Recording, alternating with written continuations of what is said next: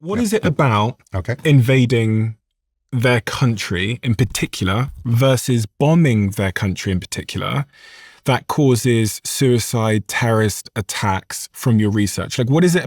Because bombing them from the sky is killing people. It's not the killing people part of this that matters. It's the political control part that comes with the ground forces. So the reason to use the ground forces is to impose political control. So That's not just killing people, Stephen, so the reason why America put in ground forces is to get political control. And that political control means the group controlled doesn't control its way of life. it's this sort of seen as a deeper violation. Is that ultimately what it is? It's a deeper violation that is not in control of the local population. So when we put in ground forces in Afghanistan after we toppled the Taliban with air power, by the way, but we don't get much suicide attacks in Afghanistan till we start pouring in ground forces in Afghanistan. That comes after we topple the Taliban. So we topple the Taliban in fall 2021.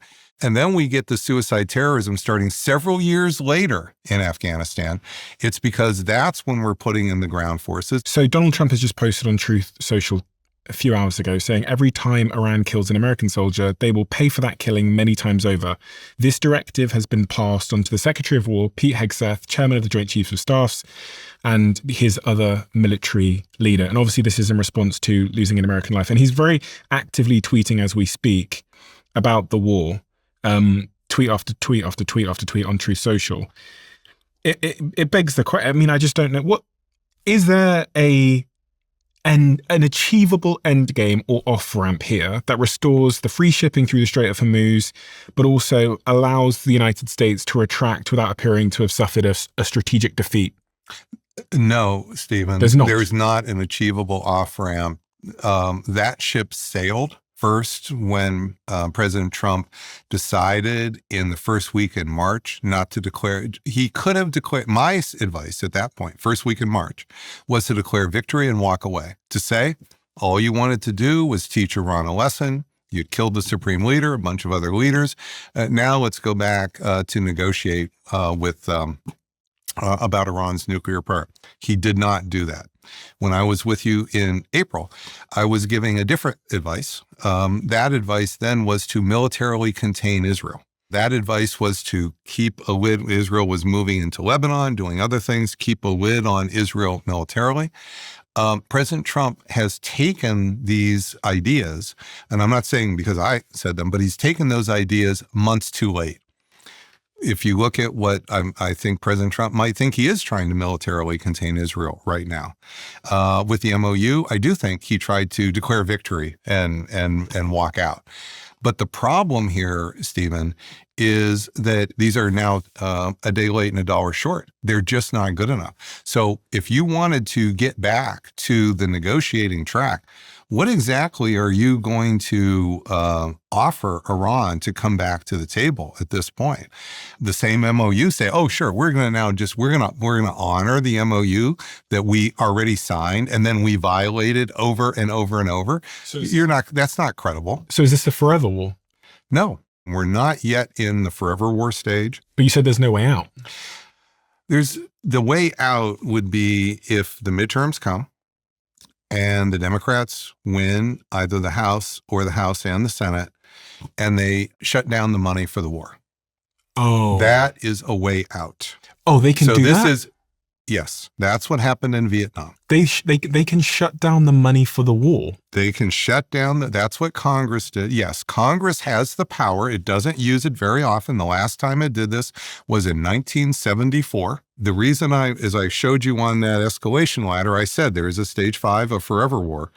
We're not at a forever war yet. What would be a forever war would be where that will come. And the reason I'm defining the escalation period between now and the midterms as the most crucial period right now. This is going to determine everything. And what's going to determine the outcome of the next few months is, can America open the Strait of Hormuz physically?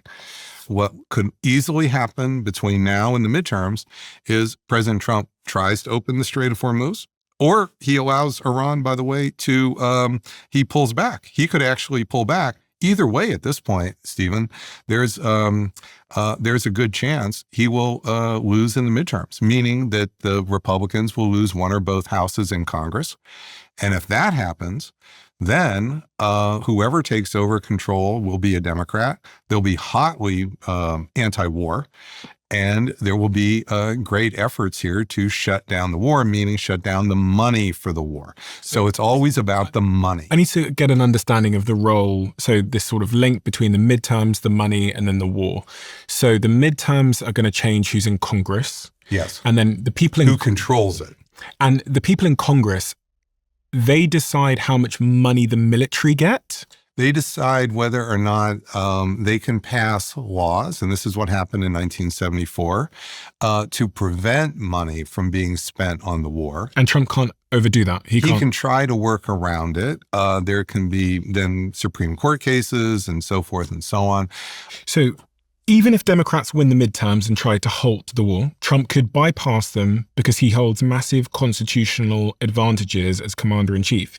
He can simply veto any war powers resolution or funding restriction passed by Congress, which would then require an incredibly difficult two-thirds supermajority in both chambers to override. Furthermore, mirroring the arguments of almost every president since Richard Nixon, Trump could evoke his Article 2 constitutional authority, claiming he has the inherent power to defend America's interests and troops without needing legislative approval. Finally, even if Congress refuses to authorize new funding, the president can use emergency transfer authorities and creative accounting to shuffle existing Pentagon budget funds to keep the military operations running in the short term.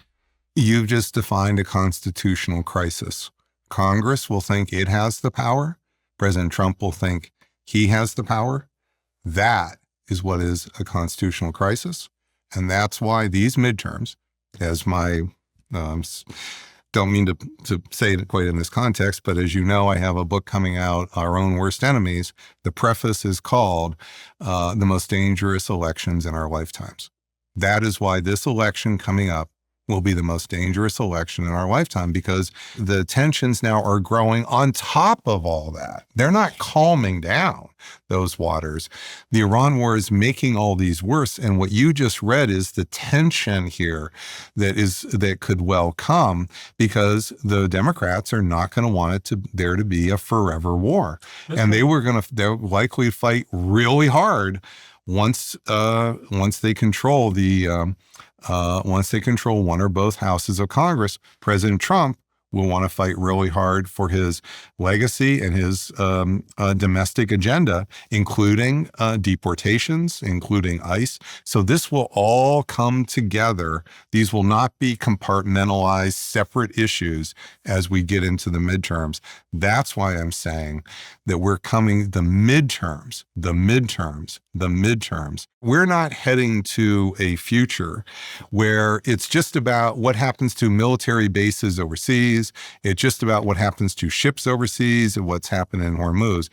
These lines, the domestic political violence in the United States, I call this the era of violent populism, and the growing tensions in the country over the Iran war. These two lines, the domestic crisis and the international crisis, are about to come together. And as I told my research team in the summer of 2024 in talks I gave in Chicago, my nightmare, they asked me what my nightmare scenario was. This was in the fall of 2024. And I said, my nightmare scenario is we have an international crisis at the same time as we have an election. And in the fall of 2024, we really didn't have that. Now we do. And this is, we're heading into the fall of 2026. And this was always my nightmare scenario. Why? What does that mean? What are those two things colliding? Those two things colliding start to look like the 1960s. And what happened in the 1960s? The 1960s, we had mass demonstrations. We had anti-war violence. We had anti-war terrorism with the Weather Underground. We had multiple assassinations that occurred. Martin Luther King, it was Bobby Kennedy was assassinated. A convention in Chicago, there was just mass demonstration. Mayor Daley in Chicago gave a shoot to kill order. I already mentioned to you the Weather Underground string of bombs that they set off. So what we faced in the 1960s was the collision of domestic political tension with an unpopular war.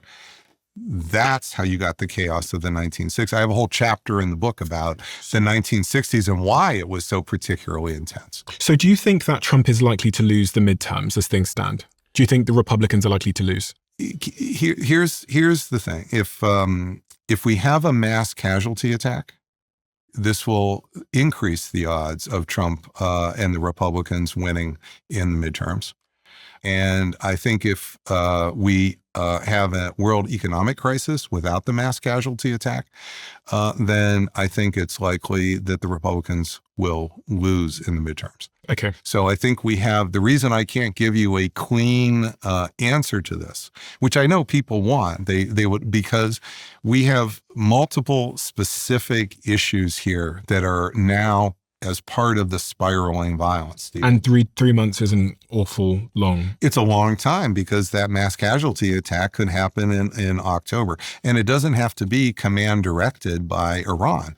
It can occur, the mass casualty attack against Americans can occur because it's an inspired attack. The supreme leader is issuing statements that sound almost like Baghdadi, that was the leader of ISIS, issuing statements to encourage inspired attacks. That was the suicide attacks in Paris in November 2015 that killed over 100 people. That was San Bernardino. So we saw leaders inspire attacks before, and the supreme leader's statements are eerily close to the same words. Is the current US air campaign sustainable? You hinted at this earlier on, that actually the US might be running out of some of their weapons. It's estimated that the daily cost of this war for America is around $2 billion a day. And Iran's ability to continue these sort of asymmetric attacks with drones and other things doesn't come at such a high cost, and seems from the example you gave with the bowl earlier on to be more sustainable. So is there actually a risk here that the US will run out of weapons? I think that there's a risk we'll run out of interceptors to shoot down missiles, but even that's pretty low, because what's really happening in our arsenal of weapons, Stephen, is we are using a lot of interceptors, especially, say, Patriot missile interceptors to shoot down incoming ballistic missiles, but we're drawing from stocks in Asia and in Europe. This is one of the reasons Zelensky can't get Patriot missiles, at least not very many of them. It's because we're now moving most of the stocks here for the Persian Gulf. So I think that there's some chance we'll run out of those interceptors, but even there, I think it's low. But literally in terms of the bombs, it's a gross exaggeration to expect that we are going to run out of bombs to drop from aircraft. And there's two reasons for that. In order to make a precision bomb, most people don't know what it takes these days. And it's true, we can spend a lot of money making a precision bomb, but we can literally take dumb bombs, 500-pound dumb bombs, and strap a backpack on them that will connect with GPS and have little cords to the fins of the bombs in order to turn a dumb bomb into a precision bomb. Those fanny packs are about $20,000, maybe 25. So we can make them much more easily than people think. So what do you think the United States / Trump's objective is at this particular point? Like, what is the goal?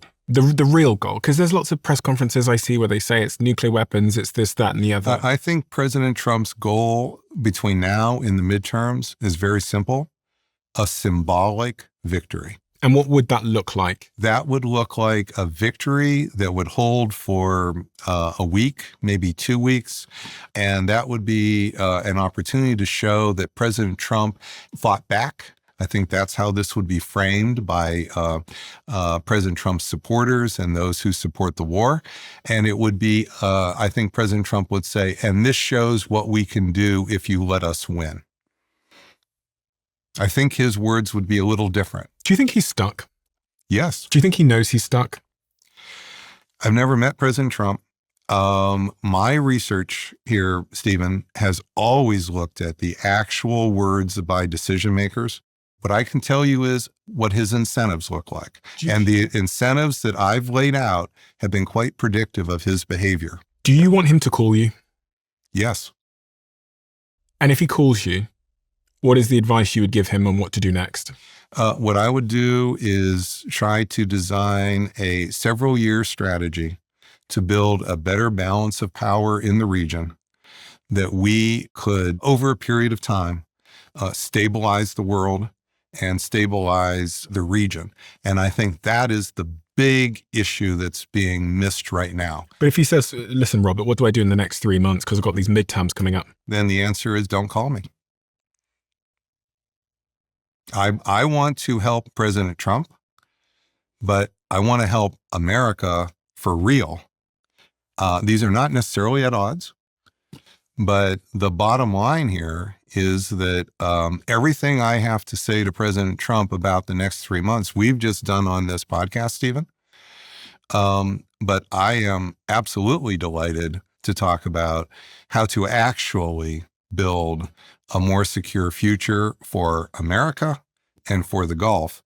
And I just don't think that's happening. And I don't think the pressure that this must lead to an electoral victory for President Trump is likely to make the true security for America and the Gulf more likely. In fact, it's going to go the other way around. It will encourage the escalation trap. So that's why I'm stuck by my own logic of the escalation trap here. It's literally we have to move past the idea that the only acceptable option is an option that guarantees political success for an individual, even if it means the President of the United States.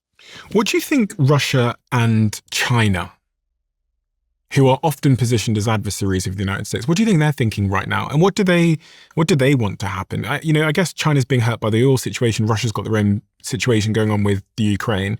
What are they thinking? I think China does not want there to be global instability, but at the same time, they don't want this to be a situation where Iran comes out smashed. I think that is that's simply not in the cards. I also don't think China is going to insert itself in a very forceful way.